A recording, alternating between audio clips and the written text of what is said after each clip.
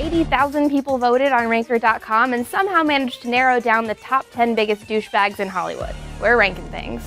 At number 10, Rosie O'Donnell broke the first rule of Fight Club by spoiling the ending of the movie for everyone the day after it came out in theaters. She went off on a rant on her talk show the Friday the film was released, told viewers not to go see the movie, and ruined the entire ending of the film by giving away the twist. And of course, then there's the rest of her career. Number 9, Miley Cyrus. Anybody who wears nipple pasties that often and calls it an outfit is definitely a douchebag. Miley is basically that kid in your 10th grade English class who discovers marijuana for the first time and won't stop quoting Bob Marley. Also, we get it, being naked is liberating, but not everyone on planet Earth wants to see the inside of her vagina shot by Terry Richardson every single second for the rest of their lives. Number 8, Paris Hilton. We should really take a moment to applaud Paris for being a douchebag because in the early 2000s, she used to force Kim Kardashian to reorganize her shoe closet. Let that sink in. Over the years, Hilton alienated all of her real friends and had to resort to hosting a reality show that forced women to compete to become her new BFF.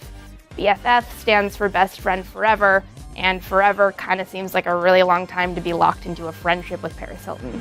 At number 7, Al Sharpton. People voted Sharpton as one of the biggest douchebags because he basically only pops up when there's been a shooting, and even then he's not very helpful. He was actually banned from a shooting victim's funeral because it was so obvious that he was only there for political gain. On top of that, he routinely insists on using offensive slurs to describe other people groups, including cracker, homo, and diamond merchant, whatever the fuck that means. At number 6, Donald Trump's douchiest moves usually involve calling people who disagree with him losers on Twitter and insisting that his ridiculous hairpiece is anything less than a cheap wig.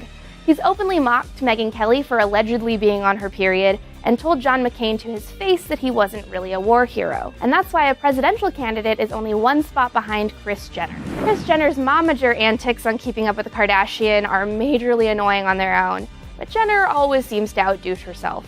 Jenner has openly encouraged her daughters to get plastic surgery to change their appearance and routinely starts dramatic catfights with her own children. I'm gonna get someone new to run my in front of the entire country. At number 4, spitting on fans, drunk drag racing, and egging his neighbors' houses, Bieber is basically the quintessential choice for the biggest douchebags in Hollywood list. He also abandoned his pet monkey in Germany and thinks that the famous Apostolic Palace in Italy is pronounced the 16th Chapel. And then he cried on television, which was really fun. Number 3, when Chris Brown was arrested in 2009 for assaulting his then-girlfriend Rihanna, we thought we had seen the end of his douchiness. Apparently not. Brown showed zero remorse in the aftermath of his arrest for beating Rihanna and even feuded with several other celebs who tried to call him out on Twitter. If Law & Order SVU feels it necessary to write an episode about your behavior, chances are you're probably a pretty big douchebag. Number 2, Kim Kardashian actually has a cell phone gaming app in which the first task that players have to complete is shoplifting a dress for her from a store where you, as your character, works. That makes no sense. She also published a giant book of selfies last year and tried to break the internet with a picture of her pouring champagne on her own ass. She's also married to the number 1 biggest douchebag in Hollywood, Kanye West. We wish the only douchey thing Kanye had done in the past decade was to interrupt Taylor Swift's speech at the 2009 VMAs. I'm gonna let you finish, but Beyonce had one of the best videos of all time.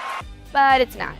In recent years, Yeezy has pulled several douchey stunts, including calling himself the voice of this generation, comparing himself to Jesus, pulling the race card when other artists have won music awards, and announcing his intent to run for president in 2020.